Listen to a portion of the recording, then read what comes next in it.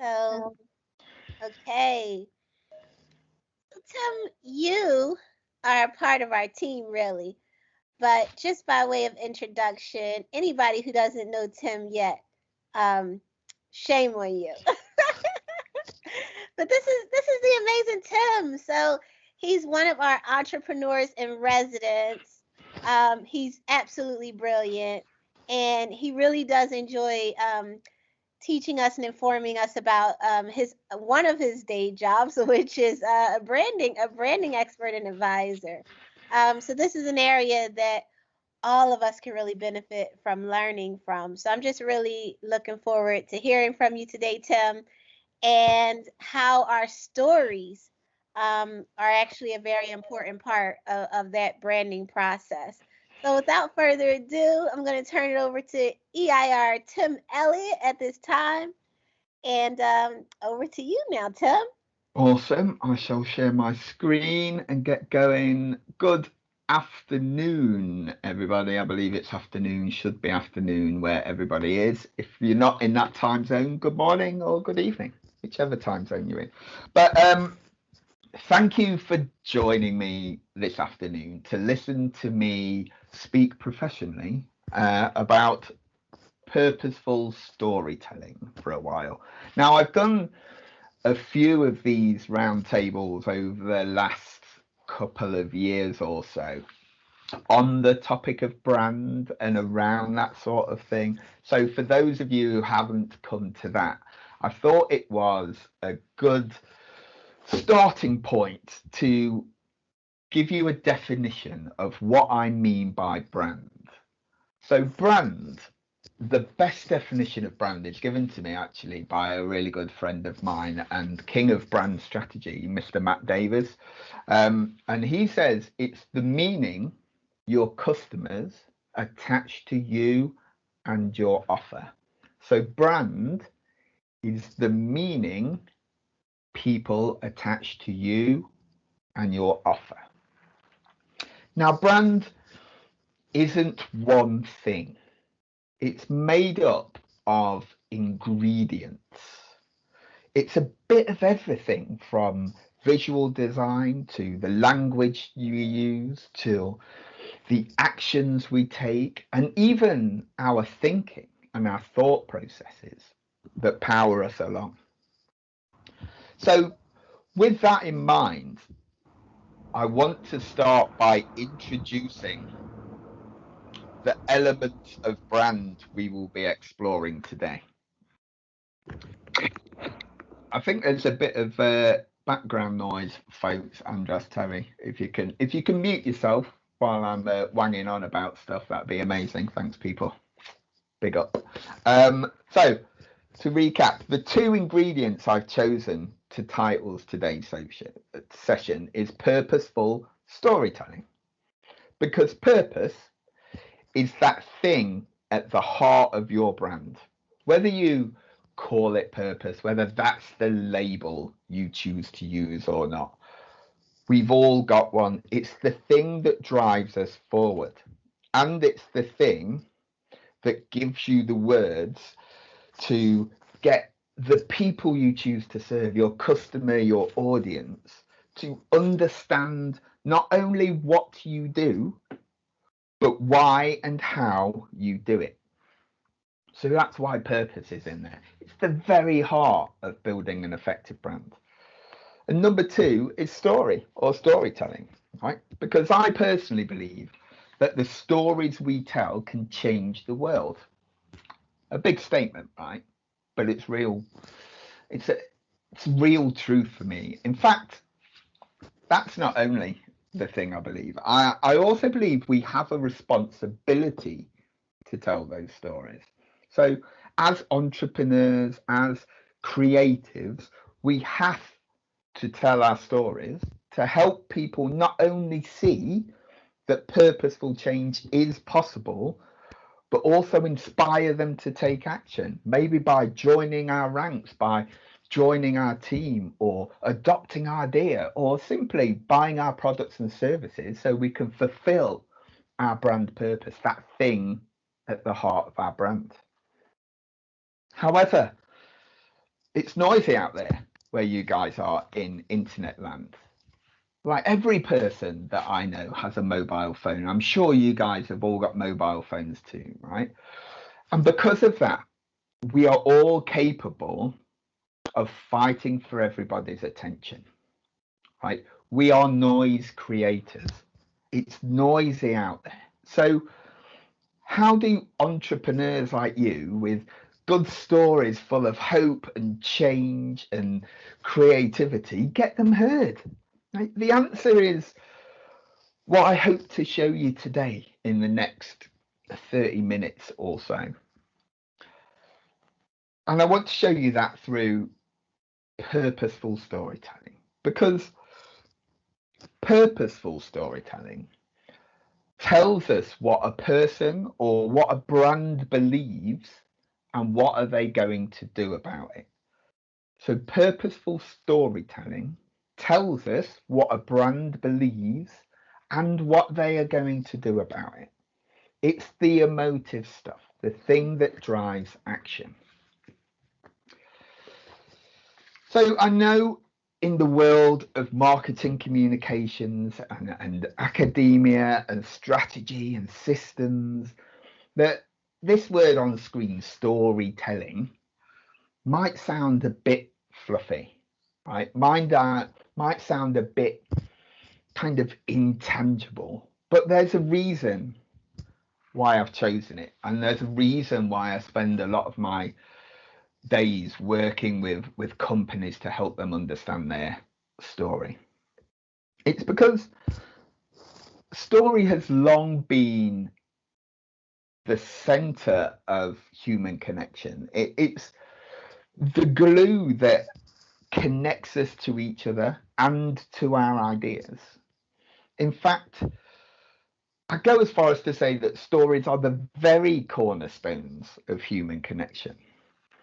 And businesses and brands today use story to communicate all sorts of things, from change to aligning leadership teams around a strategy, to build brand awareness with their audience, and of course to engage and activate customers.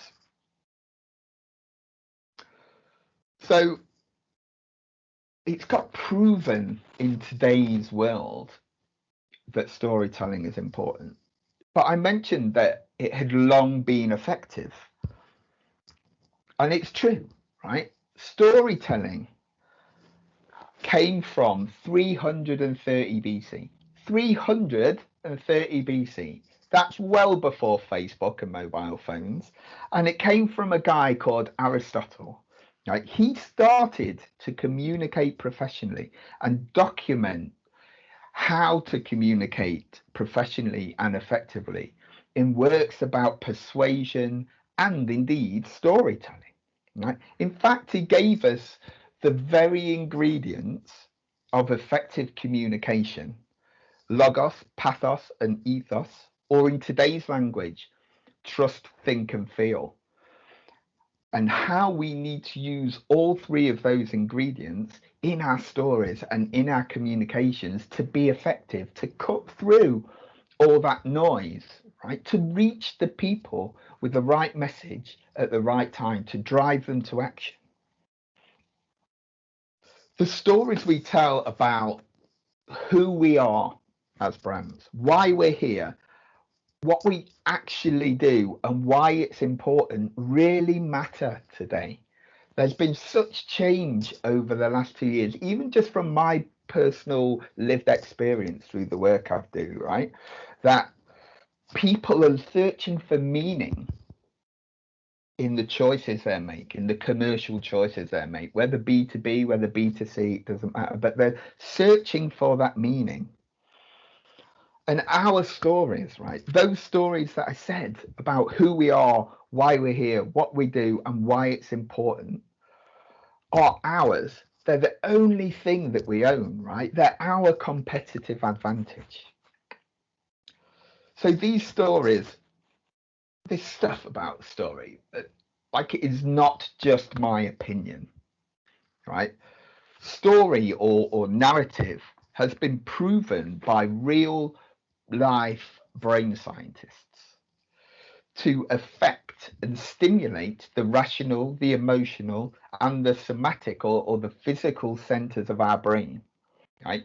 They've had real experiments, really objective truth that when told a story, our human brains are stimulated in all of the areas: rational, emotional, and somatic.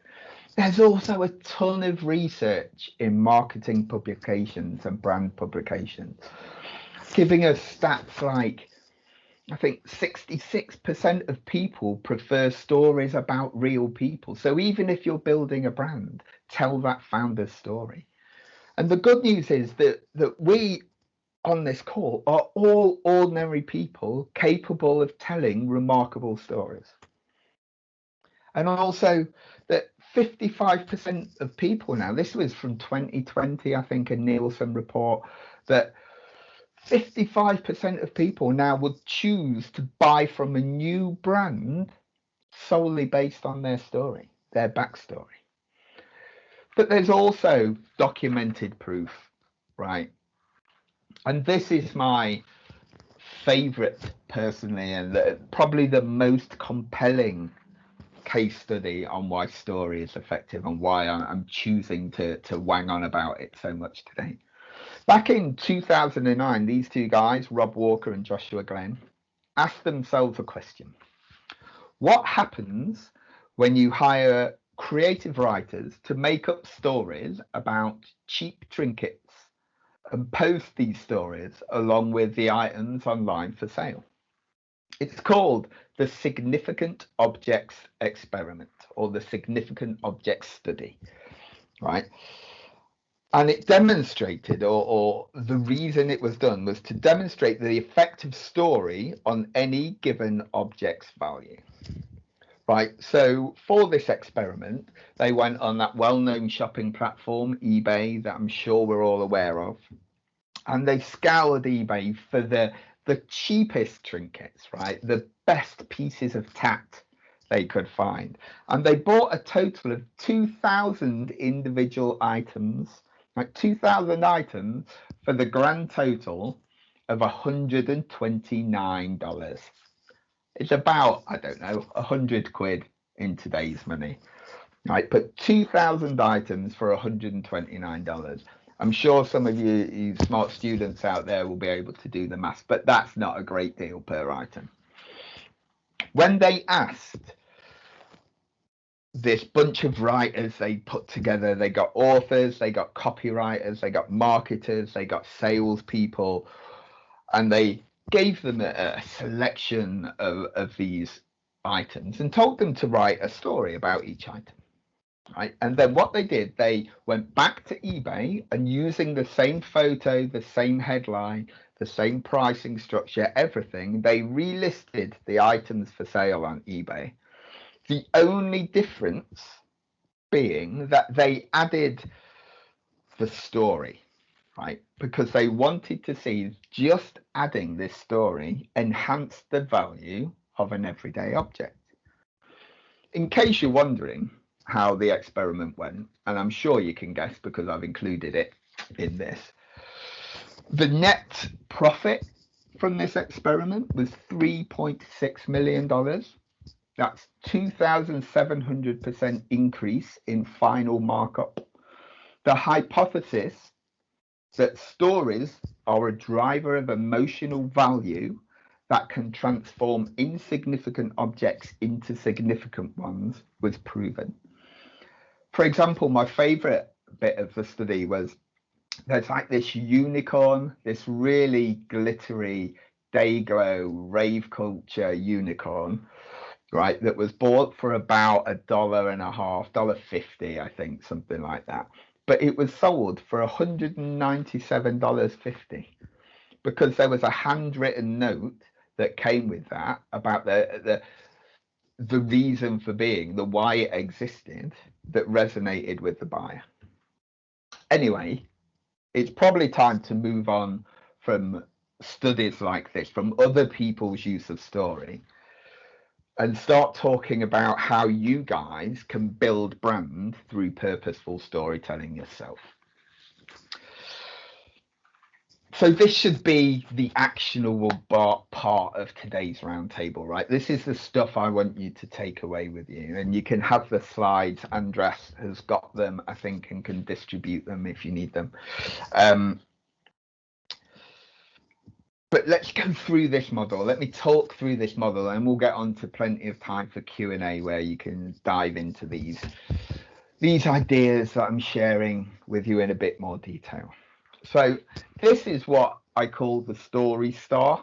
Now, it's a simple framework I use all the time to help build story-driven brands within companies, within startups, within organizations of the sort, right? As you can see, it's got 6 points, a bit like star. And we're going to go from the top, from heart, clockwise round. So super simple to use. So let me explain the ingredients, right? Why each of these points matter. As we just said in the beginning, every brand has got a heart, right? A reason for bringing their emotive, the thing that makes them meaningful, the thing that gives them brand personality. And it's exactly the same when you're building a brand narrative or building a story-driven brand, right?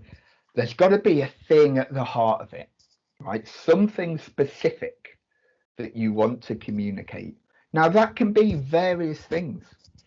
That can be an idea, right? If you've got a big idea you want to stick out in the world, maybe it's a story about that. Maybe it's a just cause or a purpose. Maybe your business or brand is there to help some big like ecological or societal need, which is brilliant, but it doesn't have to be that big. It can be simple as you're looking to make a change in the market you serve, or your locality, or a niche, or a segment of an audience. Or maybe it's just as simple as you solve a problem for a bunch of people, or meet a customer need.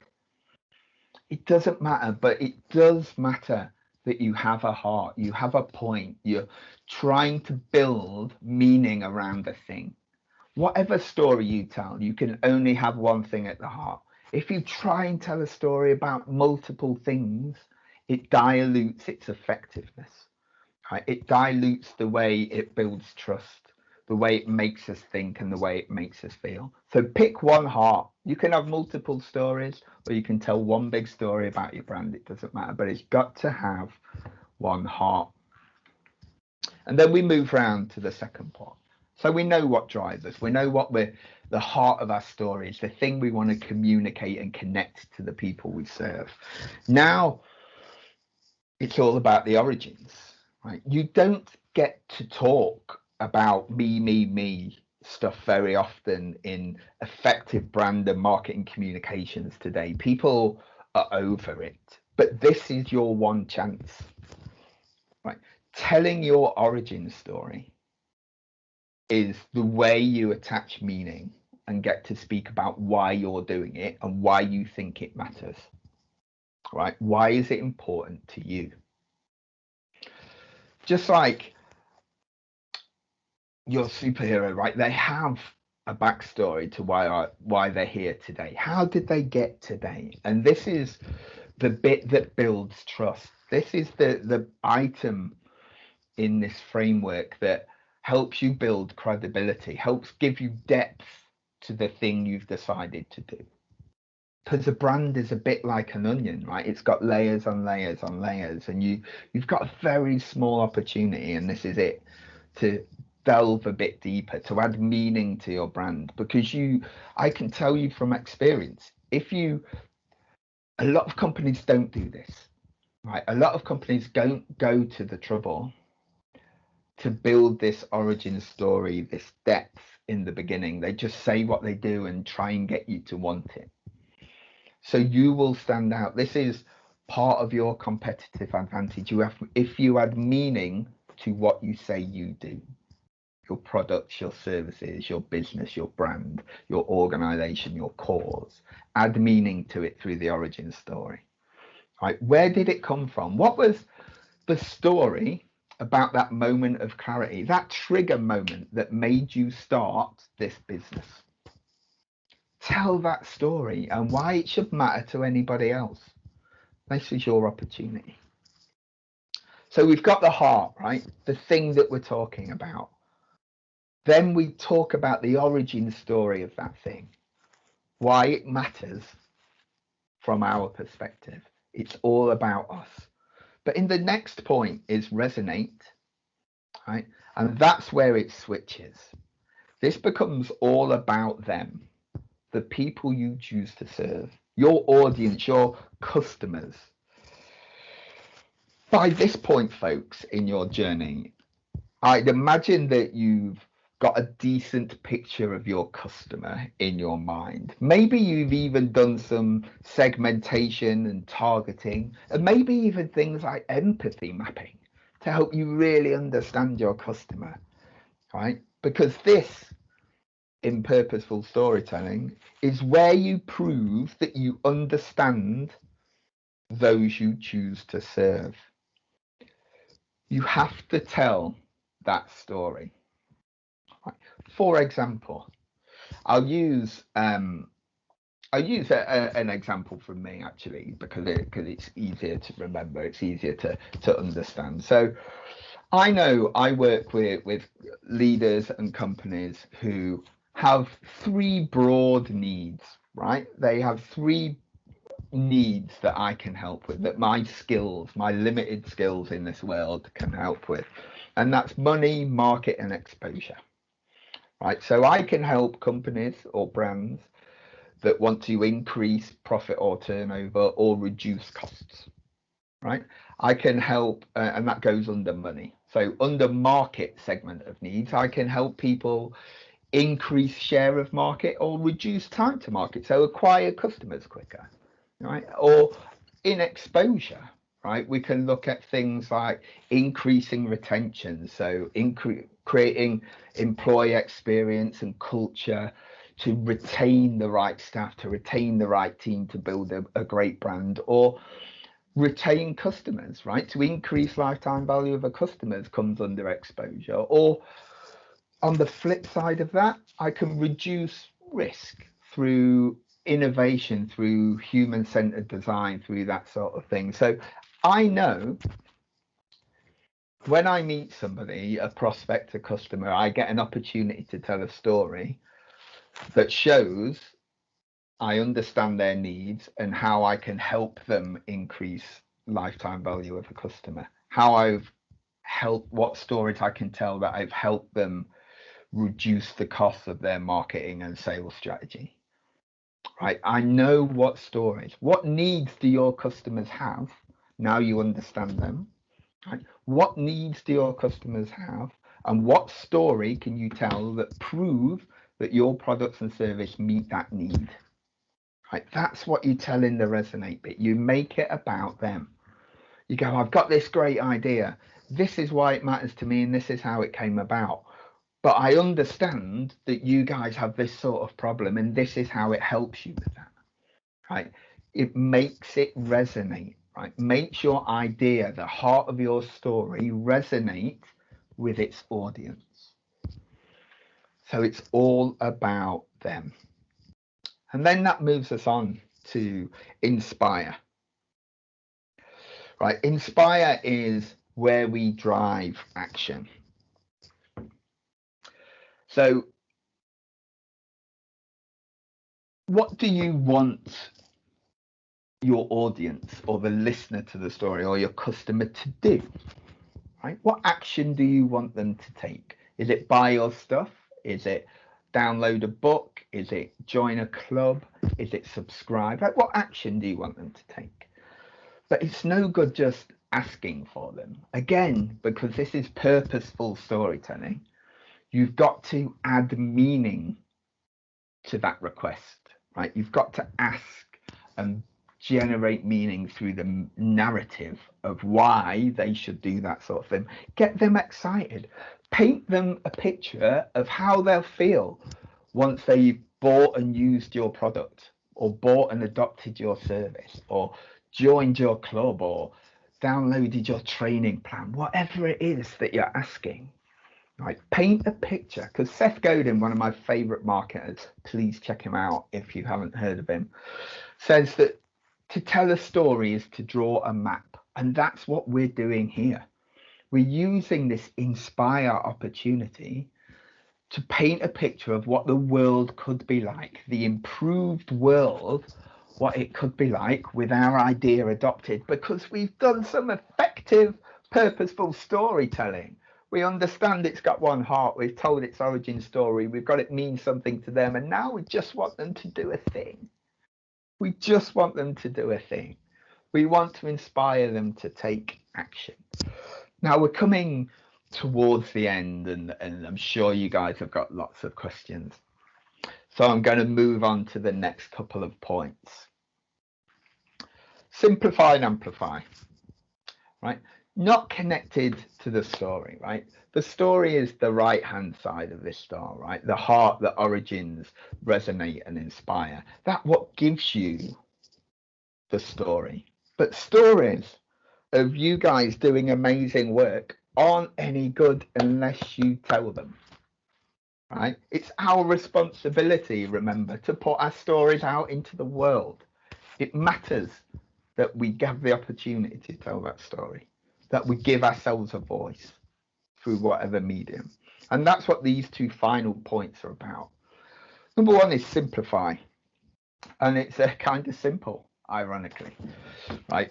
You've got a great story, but attention is hard to come by, right? So you need to be able to communicate that meaning, right, succinctly and concisely. Because again, another Seth Godin thing says you don't have a position unless you can explain it in 8 words or under. 8 words or under, people. How do you communicate that meaning, that thing at the heart of your business, why it matters, in 8 words or under? But that is, tough. 8 words is tough. But there's a school of thinking, again, that's proven, called 10 words, right? The 10 words philosophy. There's a beautiful book and podcast by a guy called Jeremy Waite called the 10 words podcast and book. But he looked at, I think, 20 to 30,000 of the world's best communicators, right? And researched them, and they've all got 10 word under statements, right? Effective things, right? They've all got 10 words or under that they can communicate whatever they want to. Steve Jobs is in there, Barack Obama, loads of people, Martin Luther King, like loads of people have got these things. So it's about being concise. It's about simplifying it, right? Simplify that story. There's a beautiful test. Get your pens out now, right? Or I think this is being recorded anyway, which is fine. But there's a really simple exercise you can do, and it's called 50, 15, and 5, but there are rules to it, and I'm going to trust you to stick to the rules, right? Give yourself 10-minute time frame, right, on your own. If you're doing this in a team, you work on it individually. 10-minute time frame. Write a 50-word description of your thing, say your business, then a 15-word, then a 5-word, no breaks, all in the 10 minutes. Don't think about it. 50, 15, 5. And what happens? Our beautiful human brains are remarkable little fellas, and they automatically leave out the filler language, the creative embellishment that we creative people like to stick on the end, right? So 50, 15, 5 it. And that leads me into amplify. Right, you've simplified your message. You're able to communicate it in a tweet, in a story, and in a blog post. You've done amazing stuff. It's got some meaning. But that's not enough, right? This is my inspiration to you, right? This is my call to action, and it's called amplify, because you've got to get that story out into the world. And my favorite analogy of marketers is musicians, because musicians work flipping hard to get their stories out into the world, their songs, right? They not only perform it live, they share it on social media, they email about it, they get PR about it, they interview about it, they write about it, they do videos about it, they flog it, right? They work hard. And because you've got a meaningful, purposeful story that matters to people and matters to you to get out into the world, you should definitely work hard. You should definitely rock star it. You should definitely rock star it. You should amplify it, get it out into the world, because you've got to get your message to the right people at the right time for it to mean anything, for it to drive that action and effectiveness. So it only leaves me to recap before questions, really. Right, this story-driven model is built with the ingredients of brand strategy, right? The effective ingredients of brand strategy, and it puts them into action. It helps you drive understanding and behavior and emotion in your audience. All the things that have been proven scientifically are objective truths that drive action in people like me and you, in human beings. So I think we've covered a bunch today, right? We've covered why story is important. We've looked at the proof. We've looked at effective brand and effective story needs to have a meaning, just like a heart, right? A brand has a heart, a personality, a thing that keeps it beating, as do the stories you tell. You've got to tell the origin story of that heart, of that idea, of that cause, of that solution you have, because that's where you get to put your side of the story and why it matters and why it's important to the world out there. Then you've got to make it resonate with them, so you've got to make it about them. It's great that they understand why it cares about you, but why should they care about it? Then you've got to, now you've got them on the edge of your seat, inspire some action, get them to do a thing, paint a picture of a world improved once they've bought off your brand or business. And then simplify it, because not everybody's got a few minutes. You might have a few seconds and it might be through a mobile phone, but don't stop putting your story out into the world. It's our responsibility to amplify our story to the people we choose to serve. And that, folks, is where you've heard enough from me, I'm sure. And now it's your time to speak and ask me questions. So I'm going to stop sharing and come back to the screen.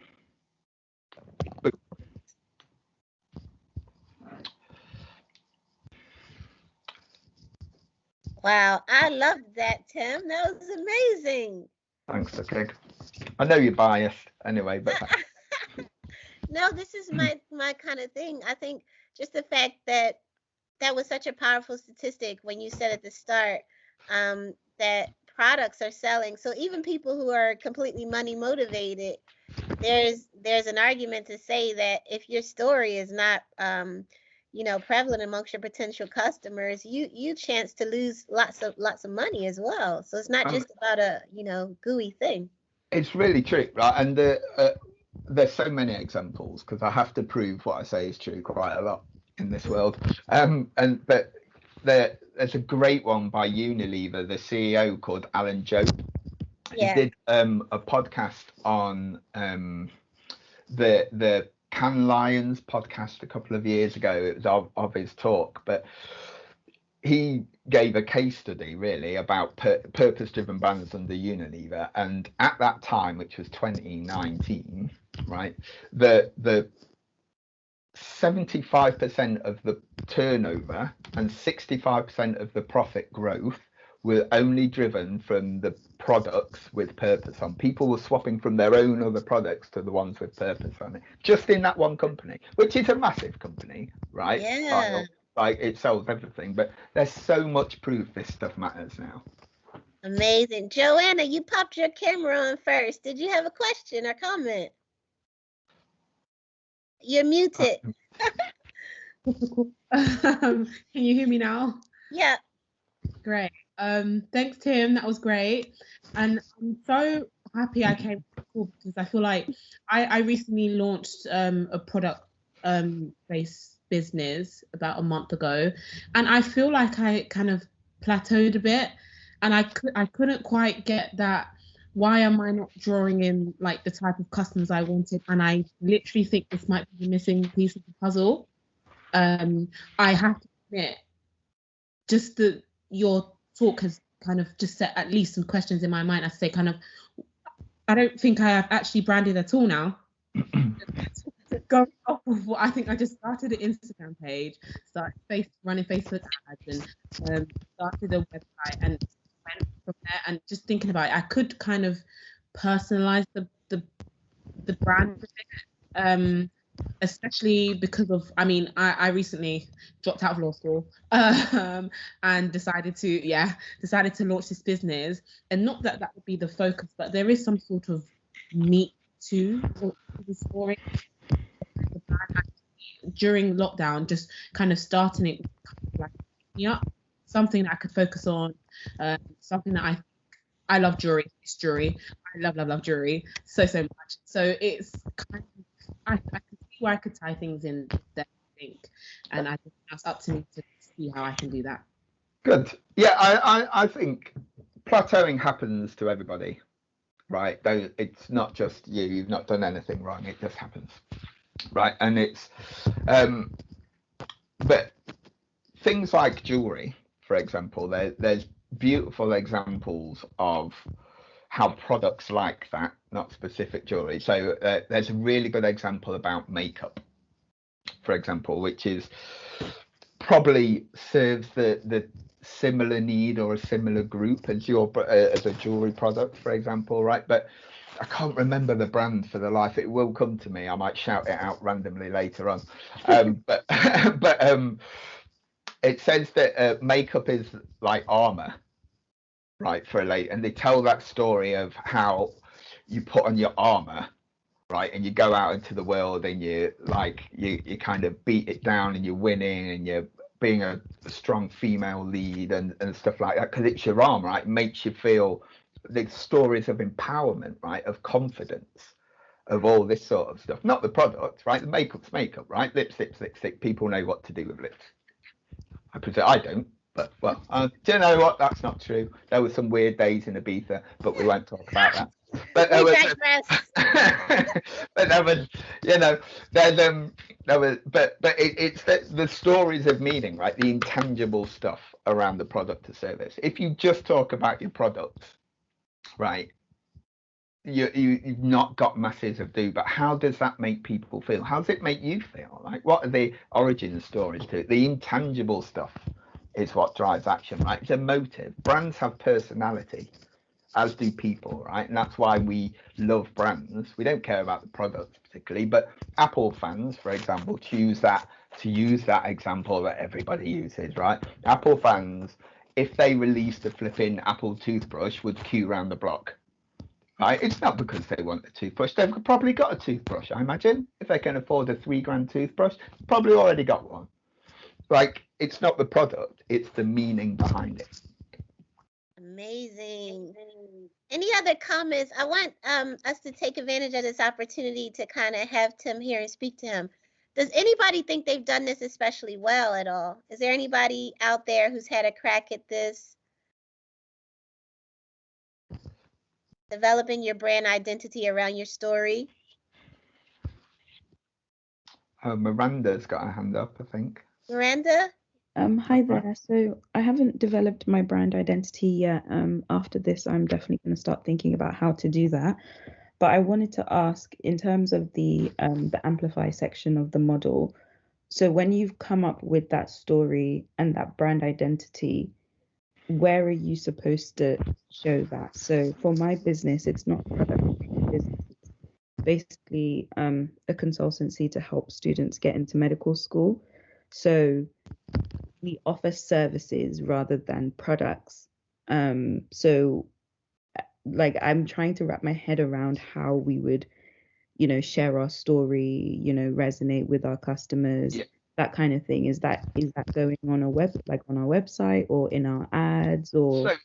So it's a good question, right? And it's one that's answered by doing the work previous to that, not to be an obscure answer. So I sell a service, right? I do nothing like practical. I haven't done anything for anybody for ages. I just do stuff, right? I just do words at people, and they do right. So the meaning behind that intangible thing, a service, right? A dot connecting service, the middleman, a consultancy, right? Is even more important to build meaning around, right? To build a narrative framework about, right? But during so brand strategy, right, has 4 big questions in it. It wasn't in today's thing, but I'm coming to it, right? Which is, why do you exist beyond making money? Who do you choose to serve? How are you going to show up? And what are you going to actually do? What are you actually going to do? That's pretty much the only 4 questions you need to answer. Now, they're quite big, right? But in the bit that is about your customer, I said in today's talk, I presume you've got a good picture of who your customer is at this point. And in that, part of doing that understanding, that research into your customer, which is super important and really easy to miss out, is you will start to understand where these people inhabit, right? What platforms, what channels, what things do you inhabit, right? Do they inhabit? Part 1 is go where people are, right? Don't start a medical student's TikTok account if nobody's on TikTok, right? Don't start an email list until you've got a community somewhere and they've got a reason to kind of do it, right? Part of you understanding who you choose to serve, part of you guys understanding the answer to that question, who do you choose to serve, is understanding where they hang out. What's the best way to communicate to them? Where are they easily accessible? Because Jesus, like, if you can make it easy to access people and tell that story, it's a good way to do, right? So there's not a right answer, but it's the right answer for your customers, I would say. Okay. That's where you should focus on, especially in the beginning, right? Focus on where they already hang out. If there's a Facebook group, whatever that answer is. Okay, thank you. I just wanted to ask if you could repeat the 4 points about brand strategy again. Oh, yeah, of course. So 4 questions at the center of brand strategy, right, is why do you exist beyond making money? Yeah. Who do you choose to serve? Mm-hmm. How are you going to show up? Okay. Right. And what exactly are you going to do? So I'll very briefly explain them. Why do you exist beyond making money is the purpose thing that we covered earlier. Who do you choose to serve is about your customers, right? Profile them, do some proper segmentation and targeting. Ask the academics; they will know all that lovely stuff. How do you show up is to do with 2 things: differentiation and distinctiveness. So loads of work on that. Google those 2 things. And what exactly are you going to do? With understanding the answers to the other 3 questions, make a good marketing plan of what exactly you're going to do. What stories you're going to tell in what channels. Okay. Basically. There you go. Yeah. Whistle stop. Very good. Excellent. I would love for us to be able to kind of have as many people as possible just say a quick comment or question to Tim, because I know this is a great opportunity for you guys. Any other comments or questions?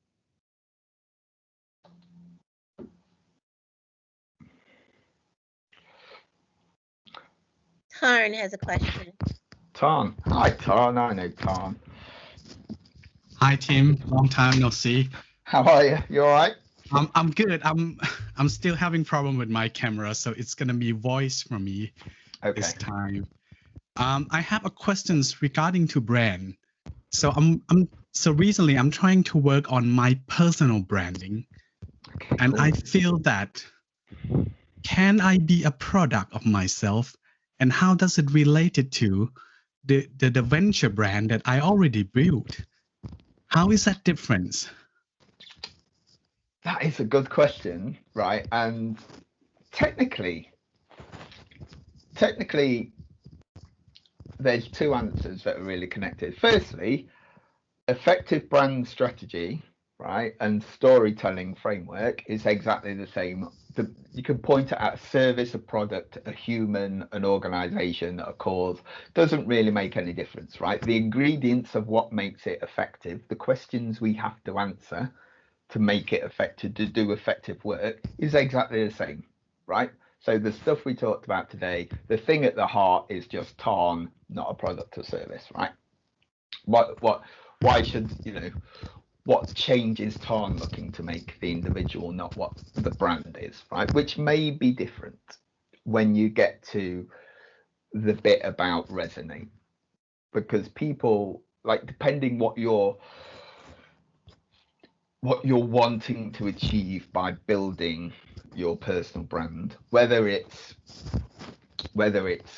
a credibility thing that will then diverge into products and services and brands and businesses you build, if it's, you want to do like be a what do you call it, a content creator. So I should know that. I've got a podcast, like a podcaster, YouTube, like create content, that sort of thing, right? But depending on what you want to do depends on the specifics around the audience, right? The reasons you're trying to do, but the ingredients are the same, but the devil's in the kind of details. But there's amazing bits of work and study about startups being either product or service led or founder led, right? There is no wrong answer, right? It doesn't matter. Like, do whichever one you choose, just do it well is the rule. But you can be founder led, right? So things like Facebook is founder led, although that's probably a terrible example following this week. And well, hold on, the last 2 years is probably a terrible example. But or you can be product or service led, right? Where that's the thing that you're building. But they're both made of the same ingredients, but the devil's in the details, Tom. The same questions you need to answer, but just answer about you, not a brand. Hope that helps. Hope I answered that. Maybe I didn't. Great. Thank you, Tim. One concern. Okay, go on. Okay, let's say I got that ingredient, I got the structures. Now I'm testing it. Usually for product branding, if I test it, if there's some kind of damage done to the, let's say, to the venture, it's just so easy to move on, or perhaps change the products as well, change the branding, change the venture. Now, when it comes to personal branding, this is when it gets a very emotional attached, especially to myself. So I'm just wondering if there are any strategy or maybe some kind of self-fail experiments I can try to do this regarding to my personal branding building strategy. Do you know what, Tom? It's a mindset answer, that, if I'm honest, right? Like you've used a really good word there, experiments, right? So I am a big fan of experiments, because the idea is they go either right or wrong, and it's still a successful experiment, right? So you get to let go in your mind of it not working or being broken. Just some things don't, because it's an experiment, and the idea of an experiment is you complete the experiment, right? So that's a really good piece of the mindset. But as opposed to changing brand, like in related to a product thing, your brand should be something that is fixed all the time. Like the how you do it and the what you do is a lot more interchangeable. We've seen that over the last 2 years with COVID, right? People have changed business models, product services, still have the same brand and meaning, but offer different things. When it comes to you, the individual, right, it's a much more like a magnet. A brand acts like a magnet, a personal brand, right? You put your story and your stuff and your thing out into the world with a strong position, right? And it will attract people that believe what you believe, and it will repel people that don't. If some of those people that don't believe what you believe get into your world, there will be, friction or not. But don't worry, they're just not your people, Tom. It's all it is. It's literally a mindset thing, not to be spiritual and woo-woo, the strategy is it's all right. Just be yourself. Like, do the work on your personal brand and have confidence that you've got a message to offer, and you've just got to find the people that believe what you believe. Like, don't worry if people don't, if I'm honest. That's great. I love that, Tim. It's to be yourself and attract who resonates with that. Joanna, you have a question or comment? I'm back again. Sorry. Hi. Just to say, I too believe in the woo woo. 100%. I just had a quick question. Do you think it's a good idea to kind of build the story yourself, or maybe work with someone who has done it before, like a copywriter or something, so you can... Like, copywriting and building the story are two different things. Right, okay. Like, copywriters could build the story, but like with any creative service, like, so marketing agency, brand agency, design agency, copywriting, whatever you're looking to use, right? The key is give them a good brief, and that's down to you, right? The quality of their work is in the brief, right? To get a good brief, you need to know what like really specifically what you want them to do. You might be, I am terrible copywriter. I know what good copy is, right? And I know the ideas that should go in the work. I just can't. My body doesn't, like, I can't write them. Right, I have other people do it, but it's all in the brief, right? So your story, right, is one that you should 100% tell in your personality. Don't get it professionally copywritten until you need a professional copywriter for, like, website content or brochure stuff, right? People buy people, right? And I think one of the stats I put in the beginning that people put like 66% prefer personal stories, right? And we're all imperfect humans, right? We're all imperfect humans. If you can tell it like it's a conversation, like you're telling your gran or somebody down a pub, right? Whatever the right analogy is, right? That's the best way to tell your story, because it's yours. If you then need it fancy copywriting, get it fancy copyrighted, but don't put pressure on that. Like, the story is an emotive, imperfect thing. Copywriting is just a skill or a thing to use. Last question. Sorry, I'm hogging your... Fine. How do you suppose we kind of present these ideas? So I think I've seen some brands, it's kind of littered on their social media pages. It may be on the website. Like, how would we get going with the story on the page? Again, there's not a right answer, right? It depends on your business. It depends on you. It depends on where your audience hangs out, right? But like, there's a lot of questions around branding and marketing and communications that get easily confused. Like, what channel? Like, how often should I post about this stuff? Like, it doesn't really matter. If I'm honest, after doing it for 25 years, it's not super relevant. But like, the thing is, like, do it well and do it consistently, whatever consistently looks like for you. Like, I am horrific at producing content. Like, I'm just terrible at it, right? So, like, consistently for me is that I try and do 2 podcasts a month, right? And then that, anything else is a bonus, but at least consistently I know I should do that, right? But consistently, and oh god, I don't want to use this word, authentically. Oh, I hate that word. I've just thrown up a bit in my mouth. But it was like, but do it as you, right? And do it consistently, whatever that looks like. If you only like Instagram, just do Instagram really well. Like, it doesn't matter. Like, not having a Facebook page doesn't matter. Not having an email list doesn't matter. Like, if you're on Instagram, people will find you, right? It's the meaning. Like, people are attracted to it with that meaning, with that brand, with that strength of position. If the only place people can get you is on Instagram, then that is a good way. Look at it's a beautiful new brand I've just discovered this week called Pangaya. I don't know if you know it. Like, they're a material science company, but they've created a clothing line clothing line, but they're creating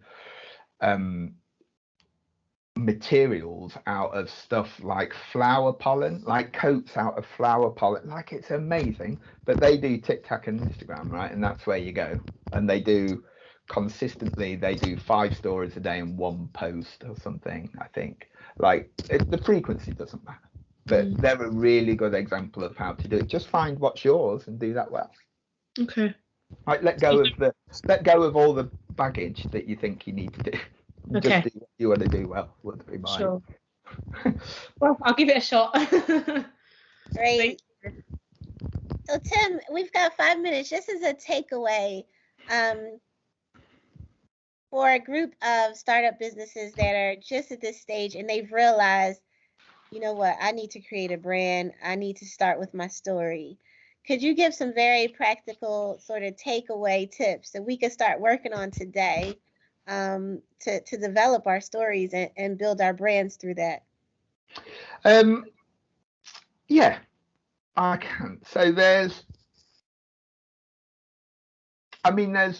I like questions, right? Because questions encourage creativity, right? So I've got a few questions that will help you get to grips with the stuff at the middle, the thing that means something, right? The heart of your brand story, the thing you can talk about, right? So I'll speak to them and you'll have to write them down, people, if you haven't got a pen, right?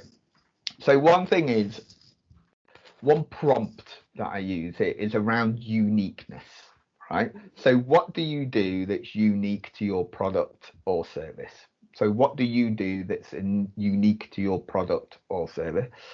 It's a good thing to start at. And then greatness.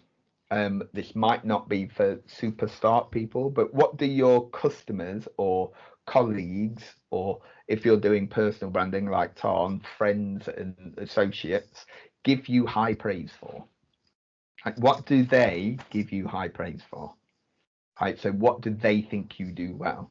Because if you can tell a story around that, right, or that gives you the meat to tell the story when you meet somebody else who is undecided, right? And then trying again to understand, there's one around value, which is how do the people you choose to serve measure value, and how do you deliver that promise? So how do your customers measure value? So it's not about money, although money might be part of the answer, but how do your customers measure value, and how do you deliver that promise is a great thing to build a story and a brand around. And then last one, I think, is around reasoning, right? Around the reason, which is, why are you, this is your personal opinion as well, because there's 2 forms of truth, right? There's subjective, objective truth, which is scientific fact, which you can choose to believe or not, like flat earthers. Or there's subjective truth, which is your truth, which is from your lived and personal experience, which can't be wrong, it's just yours, right?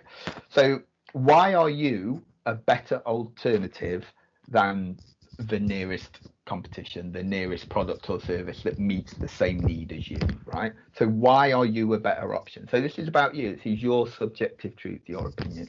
All of those things either in conjunction help you form that brand purpose, that thing at the heart of your brand if you've not got it, or give you materials to tell a story about.